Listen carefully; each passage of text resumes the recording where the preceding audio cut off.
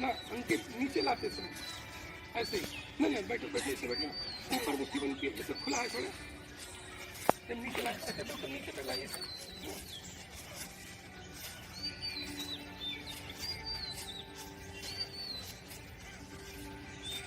पानी की दिक्कत आपको पेट की है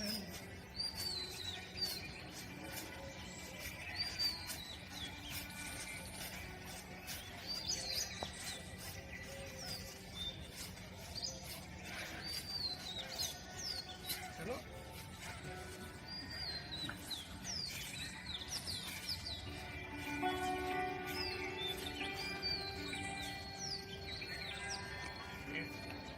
हालांकि वहाँ पर लोग 30 का 3 साइकिल पर आते लोग हम जैसे नए लोगों के लिए मुश्किल काम है। छोटे से केंद्र के आप सभी आत्मीय संचालक हैं, आप लोग इतना बड़ा कार्यक्रम चला रहे हैं, यह एक बहुत बड़ी उपलब्धि है और काशी हिंदू विश्वविद्यालय से जुड़े हुए होने के कारण इसकी और ज़्यादा प्रतिष्ठा बढ़ती है। आज अंतर्राष्ट्रीय योग दिवस है और इसका इसलिए ज़्यादा महत्व है कि भारतवर्ष से जब स्वतंत्र था तो उसकी आवाज़ कोई नहीं सुनता था, उसकी कोई आवाज़ नहीं थी। विश्व के किसी भी यूनिवर्सिटी में कोई जाकर के अगर अपनी बात रखना चाहे तो उसको अवसर नहीं मिलता था कि स्वतंत्र देश के व्यक्तियों की बात क्या सुने। लेकिन स्वतंत्र भारतवर्ष में एक आध्यात्मिक पुरुष इस रूप में खड़ा होता है, कम उम्र का, जो युवक होने का मानदंड है, प्रतिनिधित्व करता है युवाओं का, जिस व्यक्तित्व का नाम है स्वामी विवेकानंद। और शिकागो में जाकर के जब वो अपनी बात रखते हैं भारतीय आध्यात्मिकता के संदर्भ में, भारत की चित्तवृत्ति के संदर्भ में, भारत की सोच के संदर्भ में, तो संपूर्ण अमेरिका आश्चर्यचकित होकर उनकी ओर देखता है। स्वामी विवेकानंद के बाद इतनी बड़ी दृष्टि और इतनी बड़ी आवाज, स्वर पहली बार भारतवर्ष से जो सुनाई पड़ा उठा, वो योग दिवस के रूप में 21 जून के रूप में आया। इसके लिए मैं अपने प्रधानमंत्री जी का हृदय से आभार व्यक्त करता हूँ कि अभी तो ये 5वां वर्ष है, आरंभ किए हुए मात्र 5 वर्ष है, लेकिन आगे इतिहास साक्षी होगा कि विश्व योग दिवस की स्थापना किस व्यक्ति ने कराई, किसने इसको शुरुआत किया। जब इस तरह का वो बनेगा, क्या कहलाता है, स्वरूप बनेगा, तो उस समय प्रधानमंत्री नरेंद्र मोदी की याद करेगा।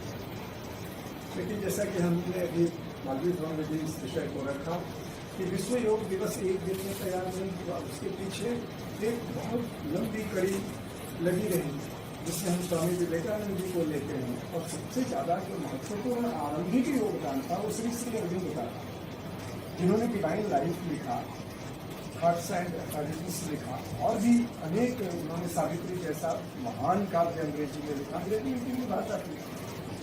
उसको पढ़ करके पूरा फ्रांस और पश्चिमी जगत चमत्कृत रह गया। आप जानते हैं कि फ्रांस पश्चिम का अप टू डेट वो नेशन है, और वहाँ जो फैशन आरंभ होकर के ख़त्म होने को होता है, तब जाकर के वो विश्व के अन्य यूरोपीय देशों में पहुँचता है। इस तरह के वो खिलाड़ी जानते हैं। तो जो जिस योग दिवस को स्थापित किया गया और जिस योग दिवस को लगभग 200 देशों में केंद्र बनाकर के स्थापित करने का काम किया, उस महनीय व्यक्तित्व का नाम है महर्षि महेश योगी, जिन्होंने अपने जीवन काल में सर्वाधिक विस्तार किया। एक और प्रभुपाद जी ने योग का विस्तार किया गीता के माध्यम से, योगी थे, रामकृष्ण तीर्थ जी ने किया, अन्य लोगों ने। लेकिन जितना विधान पूर्वक जिसको सिस्टमेटिक करते हैं महर्षि महेश योगी ने किया, उन्होंने वैदिक साम्राज्य की जो परिकल्पना की, स्थापना की, और उसमें तो उन्होंने चीज़ों को दिया कि वैदिक शासन किस तरह से चलना चाहिए। तो इन सब चीज़ों को लेकर के एक बहुत भारी जागृति आई पश्चिमी जगत में, और पश्चिम का जो एकेडमिशियन है वो भारतवर्ष की विद्याओं के प्रति झुका हुआ। आप देखिए कि 1990 में 88 में ब्रूनो डेजिन ने वास्तु पर एक पुस्तक लिखी, मैं मतम का संपादन किया, वो वॉल्यूम में छपा। 13 वर्ष का समय लाइफ कर दिया उस व्यक्ति ने, और जाकर के अमेरिका आदि देशों में उसने भाषण किया कि जो हम डिफेंस कॉलोनियाँ बनाते हैं उसमें कमर्शियल चीज़ें कैसे खड़ी हो जाती हैं, मैंने कहीं न कहीं चूक हमसे हो रही है। तो क्या वो वास्तविक दोष था। मैं केवल इतना कहना चाह रहा हूँ कि हमारी विद्याएं, हमारे देश के जो शास्त्र हैं वो अब जाकर के पश्चिम में स्थापित हो रहे हैं, चाहे वो भारतीय संगीत हो, ज्योतिष हो, भारतवर्ष का महामृत्युंजय मंत्र हो, योग हो, इस तरह की ढेर सारी चीज़ें हैं, कलाएं हैं, कलाओं में आध्यात्मिकता का जो संप्रेषण है वो हो रहा है। हमें योग को किस रूप में लेना चाहिए और योग की परिभाषा क्या है? योग की ढेर सारी परिभाषाएं दी गई हैं। अगर हम वहाँ से आरंभ करें तो गीता में ही 2 परिभाषाएं, योग कर्म सुकौशलम, कर्म को कौशल पूर्वक सुव्यवस्थित रूप से संपादित कर देना योग है, भगवान श्री कृष्ण कर रहे हैं। और समत्वम योगम उच्यते, समत्वम योग उच्यते, जीवन में समत्व साधना, सुख और दुख में तुल्य बने रहना, मान अपमान में तुल्य बने रहना, स्तुति और निंदा में तुल्य बने रहना, जय पराजय में तुल्य बने रहना, ये समत्व साधना योग है। ये गीता है 2 परिभाषा की। और मुनि पतंजलि ने अपने पातंजल योग दर्शन में कहा कि योगश्चित्त वृत्ति निरोध, चित्त वृत्ति का निरोध जो है वो योग है। ये तीनों परिभाषाएं क्रियापरक हैं। जब हम योग को अपने जीवन में उतारते हैं और उस योग से हमारे जीवन में भीतर इनर साइड में जो परिवर्तन होता है उसको परिलक्षित ये तीनों परिभाषाएं कराती हैं।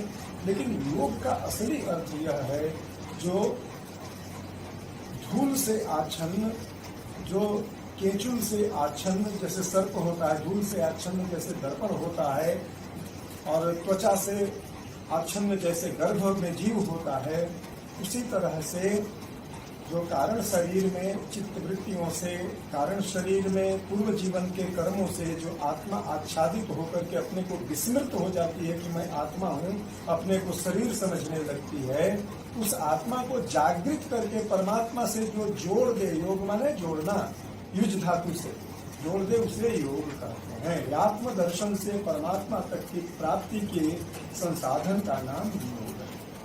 ये इसका परफेक्ट इसकी परिभाषा हुई। अन्य सब परिभाषाएं क्रिया परक है, इतना से चल करके वहां तक पहुंचा करके फिर लौट गया।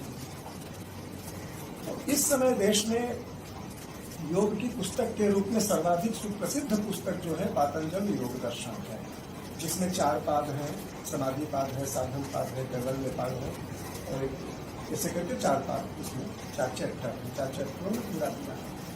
योग की जो फिलॉसफी हो सकती है, जो श्रेष्ठतम चिंतन हो सकता है, आकाश में लहराने वाला ध्वज हो सकता है, वो पातंजल योग दर्शन में दिया हुआ है। उतनी अच्छी फिलॉसफी अन्य किसी पुस्तक में आपको एक जगह नहीं प्राप्त होगी। ये पातंजल योग की सबसे अच्छी उपलब्धि है। लेकिन जब आप घेरंड संहिता को हाथ में लेंगे, घेरंड ऋषि का योग जब पढ़ेंगे, तो लगेगा कि क्रिया परकता जितनी घेरंड ऋषि में है उतना पातंजल योग प्रदीप में हमको नहीं प्राप्त हो रहा है। तो योग की जो पुरानी पुस्तकें हैं, हठ योग प्रदीपिका है, घेरंड संहिता है, गोरक्ष संहिता है, शिव संहिता है, इसके बाद पुराणों में जो फैला हुआ, मुझे तो आश्चर्य तब हुआ जब मैं स्कंद पुराण का काशी खंड पढ़ रहा था, तो पूरे 2 चैप्टर में काशी योग का वर्णन आया है कि तुम अपने शरीर में योग के द्वारा जिन जिन सिद्धियों को प्राप्त करते हो, काशी में इन स्थानों में रह करके सामान्य ढंग से साधना करो, वो तुझे प्राप्त हो जाएगा। मैंने एक और शरीर के भीतर विद्यमान, हमारे शरीर में कितने पशु हैं, जितने पशु हैं उन सबके नाम पर योग है। कुक्कुटासन है, मयूरासन है, भुजंगासन है, शवासन है, नहीं तो ये सारे जितने पशु हैं उनके नाम पर उनकी एक विशेषता जो है, उन विशेषताओं से हम, जैसे काकचंचु द्वारा वायु का पान अमृतत्व को देता, ओठ को गोला करके जीभ को बाहर थोड़ा निकाल करके बाहर से वायु खींच करके अंदर ले जाएंगे, उससे हमें सिद्धियां होने लगती हैं। तो योग में पतंजलि ने कहा कि 8 इसके चैप्टर होते हैं और 8 चीजें मिल करके तब जाकर के योग पूर्ण होता है। लेकिन पतंजलि के अतिरिक्त पहले सभी लोगों ने कहा कि 6 चैप्टर होता है, 6 चीजें मिल करके 6 अंग होते हैं, ये पूर्ण होता है। मेरा ये कहना है कि आज बाबा रामदेव को जब हम देखें तो आसन की बात करते हैं, जिसको योगासन कहते हैं, और थोड़ा सा वो मुद्राओं की सत्कर्म की बात करते हैं जो 6 कर्म योग में होते हैं। इसमें से जैसे कपालभाति योग कराते हैं, कपालभाति एक कर्म है सत्कर्मों में से। तो इस प्रकार से अगर हम योग को खंड खंड लेकर के चलने लगेंगे तो हम दिव्यांग बन जाएंगे। 10 इंद्रियां हैं ना, 5 ज्ञानेंद्रिय, 5 कर्मेंद्रिय। और किसी की बांह टूट जाए तो लूल्हा कहा जाएगा, पैर टूट जाए तो लंगड़ा कहा जाएगा, आंख टूट जाए तो काला कहा जाएगा, एक आंख का। तो अगर सदंग योग में से हम 6 अंग को नहीं लेकर के 1 या 2 अंग पर कंसंट्रेट करते हैं, उसी को लेकर के चलते हैं, तो हम निश्चित तौर से संपूर्ण योग को स्वीकार नहीं कर रहे हैं और हमको सिद्धि की प्राप्ति नहीं है। स्कंद पुराण कहता है कि भाई देखो ये योग करोगे तो ये सिद्धियां आकर के मिल जाएंगी। तुम चाहो तो अपना 100 योजन 800 किलोमीटर का शरीर बना लो, तुम चाहो तो मच्छर की तरह बन जाओ। जो विविध प्रकार की सिद्धियां अगर आती हैं योग के द्वारा, जो कि उसके लक्षण में अनिवार्य तत्व है कि आएंगी ही, तो फिर तुम तो उसी का दुरुपयोग करने लगोगे, जैसे सहस्रार्जुन ने किया, जैसे कंस ने किया, जैसे रावण ने किया। उससे आगे बढ़ जाओ, आगे बढ़कर के परमात्मा तक पहुंचो और ब्रह्म तत्व का साक्षात करो। जो सफेद ज्योति होती है, ब्रह्म की जो ज्योति होती है, सफेद ज्योति होती है, सूर्य की ज्योति जो होती है वो गोल्डन होती है, स्वर्णिम ज्योति होती है। स्वर्णिम ज्योति से सृष्टि का निर्माण होता है और सफेद ज्योति से मोक्ष की प्राप्ति होती है। कितनी सूक्ष्म बात है। योग की सबसे बड़ी विशेषता, जो नजदीकी विशेषता है, जो हमारे जीवन में है, जिसे हम प्रतिक्षण जीते हैं, उसको समझने की जरूरत है कि योग क्या है।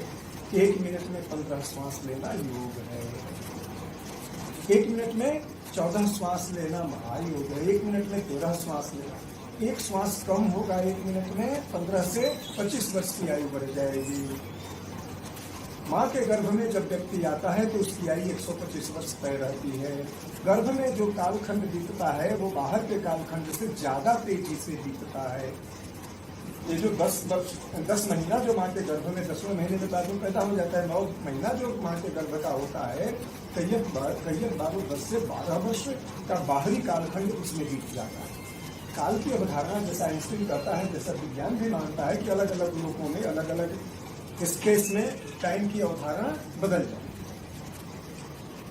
एक अगर हमारी सांस लेने की पद्धति कम होती है तो 25 वर्ष की आयु बढ़ जाती है। मान लीजिए कि माँ के गर्भ से हमको 118 वर्ष की आयु प्राप्त हुई है और बाहर निकल करके हमने जाने में अनजाने में कुकर्म करना शुरू कर दिया, अपकर्म करना शुरू कर दिया, तो उससे आयु घटती है। उदाहरण के तौर पर अंग्रेजों के आने से पहले इस देश में शनिवार, रविवार, मंगलवार के दिन दाढ़ी, मूछ, बाल, नाखून नहीं कटवाया जाता था। शनिवार, रविवार, मंगलवार के दिन दाढ़ी, मूछ, बाल, नाखून कटवाने से आयु घटती है। एग्रीगेट आयु 120 वर्ष में से घटती चली जाएगी, हमको पता नहीं चलेगा। 70 वर्ष में मर गए, 75 वर्ष में मर गए, 80 वर्ष में मर गए। तो इस तरह से उसको कैसे रोका जाए? तो कहा कि आधुनिक विज्ञान कहता है कि एक स्वस्थ मनुष्य 1 मिनट में 17 या 18 बार प्रतिदिन करता है, श्वास लेता है, और हमारा योग शास्त्र कहता है कि स्वस्थ मनुष्य 1 मिनट में 15 श्वास लेता है। जो गोमांस नहीं खाता है, जो प्रतिदिन न्यूनतम 3 प्राणायाम करता है, उसकी आयु 100 वर्ष से ऊपर की होगी, ये सुनिश्चित है। केवल प्राणायाम करके देख ले। जो व्यक्ति एक दिन में 16 प्राणायाम करता है, सुनिश्चित है कि वह आगे लगभग 110 वर्ष से आगे जाएगा। झरंड ऋषि कहते हैं कि केवल 2,48,832 प्राणायाम जिस दिन तुम्हारा पूरा हो जाएगा, उस दिन तुम्हारी समाधि लग जाएगी। समाधि लगने का मतलब जानते हैं, हवा की जरूरत नहीं होती है। 1.5 वर्ष लोग श्वास लिए बिना समाधि में पड़े हैं। उस समय शिष्य गुरु के शरीर की रक्षा करता है कि बाघ शेर आकर के शरीर न खा जाए। तो हमें योग को उसके सडंग के साथ जानना है। 2 अंग जो हैं योग के, जिसे पतंजलि ऋषि स्वीकार करते हैं और दूसरे लोग नहीं स्वीकार करते, वो अंग है यम और नियम। यम और नियम हिंदू जीवन में, हिंदुओं के लिए, भारतवर्ष में या भारतवर्ष के बाहर दूसरे लोगों में भी संवैधानिक अधिकार का वह अंग जिसको करने से जेल यात्रा न हो, वो यम और नियम में आता है। जैसे चोरी जो है वो एक अपराध है और ये संस्कृत में अस्तेय कहते हैं, ये यम में आता है। 5 यम क्या है? अहिंसा, दूसरे को न मारना, सत्य, हमेशा सत्य बोलना, सत्य का आचरण करना, अस्तेय चोरी न करना, ब्रह्मचर्य, ब्रह्मचर्य को धारण करना, अपरिग्रह, दूसरे को किसी को न लेना, ये 5 यम है। इसमें अस्तेय चोरी न करना, चोरी न करना एक संवैधानिक वो है, निर्देश है। अगर चोरी हम करेंगे कहीं किसी के घर में जाकर, किसी सपना में जाकर के, तो हमें जेल भुगतना ही पड़ेगा। तो इसे ऋषियों ने कहा कि ये तो जीवन को ऊंचा उठाने के लिए अनिवार्य तत्व है। पतंजलि ने 5 यम और 5 नियम स्वीकार किया, अन्य ऋषियों ने 10 यम और 10 नियम स्वीकार किया। नियम में क्या है? शौच, संतोष, तपः, स्वाध्याय, ईश्वर परिधानानि नियमा। शौच माने भीतर और बाहर की शुद्धि। केवल 100 घड़ा से 100 स्वर्ण कलश के जल से हम स्नान कर लें, मन अपवित्र है, मन कुत्सित है, तो हम पवित्र नहीं हुए। तो बाह्य शौच और भीतर शौच दोनों होना चाहिए। संतोष, संतोष से क्या होता है? कहा कि अनुत्तम सुख लाभ, ऐसा सुख लाभ होता है जो सृष्टि में 100 करोड़ के बेड पर सोने वाले व्यक्ति को निद्रा में नहीं प्राप्त हो जा सकेगा। जो सुख लाभ वह संतोष से प्राप्त होता है। और तप, तप चांद्रायण आदि व्रत है, उपवास तप होता है। स्वाध्याय माने प्रतिदिन थोड़ा सा वेद का पाठ करना, वेद का पाठ सुनना, हमारे कान में वेद का पाठ जाए। कुछ नहीं तो गायत्री मंत्र का स्मरण करना स्वाध्याय में आता है। तो ये 5 यम और 5 नियम है। इनको न करने पर व्यक्ति डाउनफॉल में चला जाता है, मैन से विमेन हो जाएगा। और अगर इनको हम करते रहेंगे तो मैन से हम जाकर के देवतत्व की ओर बढ़ेंगे। मनुष्य जब गिरेगा तो दानव होगा, मनुष्य जब उठेगा तो देव होगा।